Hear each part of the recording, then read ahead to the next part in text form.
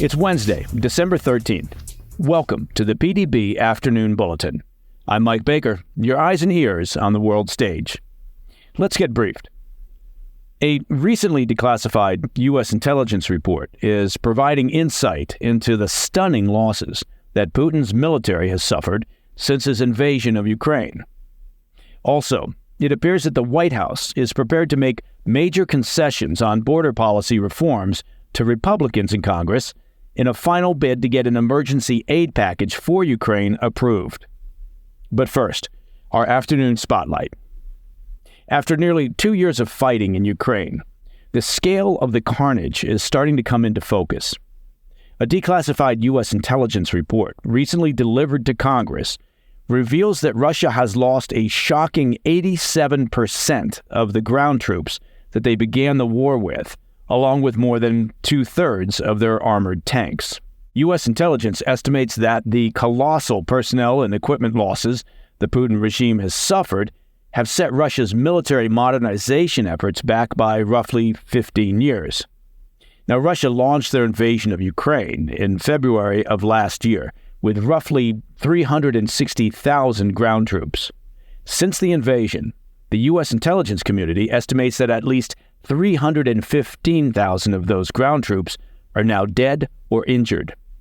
Conversely, a report from the New York Times in August estimated Ukrainian losses to be at roughly 70,000.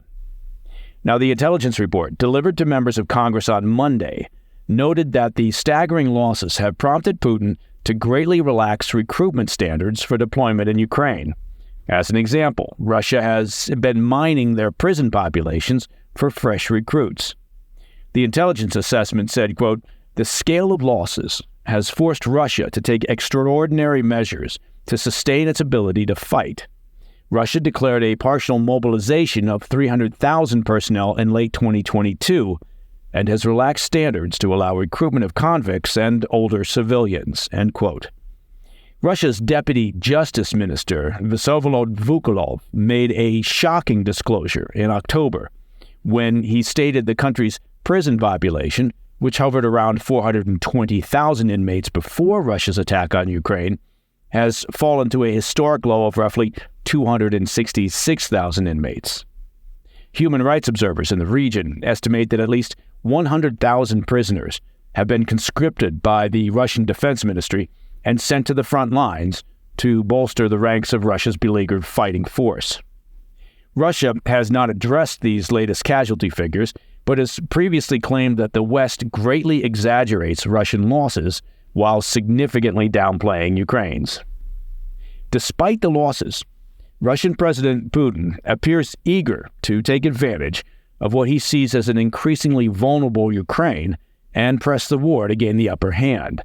Ukraine's counteroffensive this summer largely failed to gain ground, and international support for Ukraine's war effort has wavered. Now, National Security Council spokesperson Adrienne Watson told Voice of America on Tuesday that, quote, "Russia seems to believe that a military deadlock through the winter will drain Western support for Ukraine and ultimately give Russia the advantage despite Russian losses and persistent shortages of trained personnel, munitions, and equipment," end quote. In the U.S., Congress has struggled to pass a $110.5 billion international aid package, with roughly $61 billion of that flagged for Ukraine.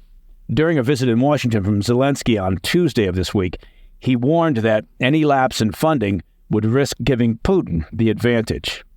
And in Europe, internal divisions within the EU are delaying a $53 billion aid package for Ukraine, including billions in new loans and funds for interest payments on existing loans.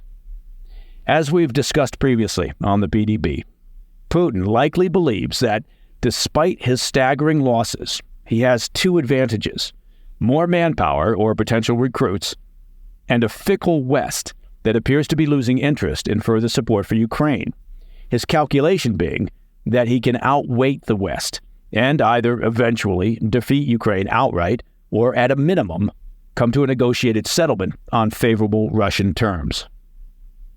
All right, coming up after the break, it appears President Joe Biden is willing to make major concessions on border policy to Republicans in Congress in an effort to convince lawmakers to pass an emergency aid package for Ukraine. I'll be right back. Welcome back to the Afternoon Bulletin. Ukrainian President Zelensky's recent visit to Washington, D.C. wrapped up with mixed outcomes. Despite his efforts, congressional Republicans remain reluctant to approve additional military support for Ukraine. However, Zelensky isn't leaving Washington totally empty-handed. President Biden has authorized an extra $200 million in drawdown funds for Ukraine. These were funds already approved by Congress.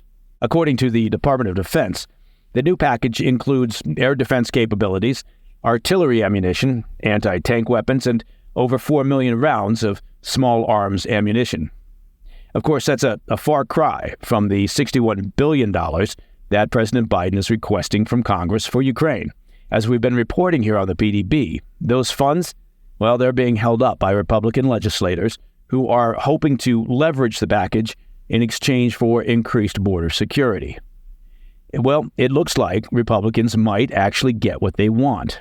The White House is now signaling a willingness to make some concessions.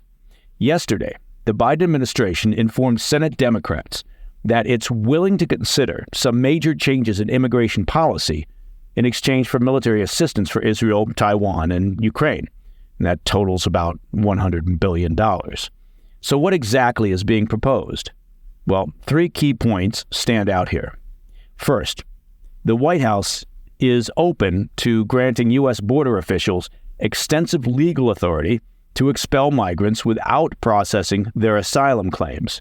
Now, this policy would effectively reinstate the Trump-era Title 42 pandemic order, allowing officials to temporarily suspend U.S. asylum law even without a public health basis.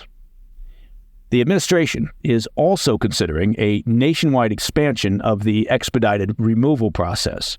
This would enable immigration officials to deport migrants without court hearings, provided they either don't request asylum or fail their initial asylum interviews. Currently, this process is restricted to the border region. And lastly, the White House is contemplating a policy to mandate the detention of certain migrants who enter the country, pending the resolution of their claims. It's not clear how feasible this proposal really is, considering the lack of sufficient detention facilities to house all immigrants entering the U.S. illegally.